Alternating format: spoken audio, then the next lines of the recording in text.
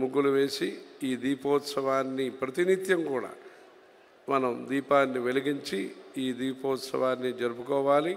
మన దేశంలో శాంతి, భద్రత, సుఖం అన్ని కలగటానికి, ఆర్థిక వికాసము, ఆతంక నిరాశము, దీనికోసము మన దేశం పూర్తిగా, భారతదేశం పూర్తిగా నిర్భయంగా ఉండటానికి, ఎవరికి భయం కలిగించాలో వారికి కూడా భయం కలిగిస్తూ, ఎవరందరికీ కూడా అభయం కలిగించాలో ఈ అభయంతో మన దేశం భద్రంగా ఉండటానికి ఈ దీపోత్సవం అనేది ప్రజల మధ్యలో చైతన్యము, స్ఫూర్తి, ప్రేరణ, భక్తి, శ్రద్ధ, కారుణ్యం ఇలాంటి మంచి ఆత్మగుణాల్ని పెంపొందించి ఈ భాగ్యనగరంలో జరిగే ఈ కార్తీక మాస కోటి దీప మహోత్సవం భక్తి టీవీ తరఫున చేస్తున్న ఈ మంచి కార్యక్రమం నమూనా దేవాలయం అని పుష్కర సమయంలో ఉంటాయి.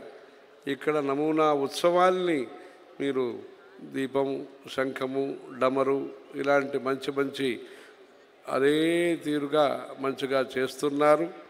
మన దేశం యొక్క వికాసానికి విజ్ఞానం అవసరం, ఆర్థిక స్తోమత అవసరము.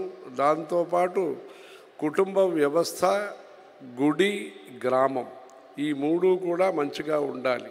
రూరల్ డెవలప్మెంటు, తర్వాత కుటుంబ సభ్యత, ఫ్యామిలీ వాల్యూస్ అది మంచిగా ఉండాలి. భక్తి అనేది ఉండాలి. దానికోసము గ్రామము, గుడి, కుటుంబం అని మూడు విషయంలో కూడా ప్రజలు కానీ, ప్రభుత్వాలు కానీ, ధార్మికమైన సంస్థలు కానీ మంచి మంచి పని చేయాలి.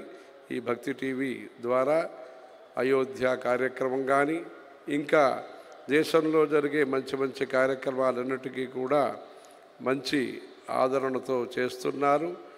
కొన్ని సంవత్సరాల ముందు మన ప్రధానమంత్రి గారు కూడా ఈ భక్తి టీవీ కార్యక్రమంలో పాల్గొన్నారు.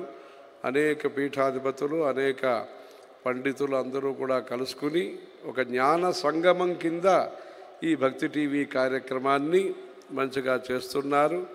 ఈ బ్రహ్మోత్సవంలాగా చేస్తున్న ఈ కార్యక్రమంలో ఈ కార్యక్రమ రచనల్ని కూడా మంచిగా చేసి బాగా ఈ కార్యక్రమాలు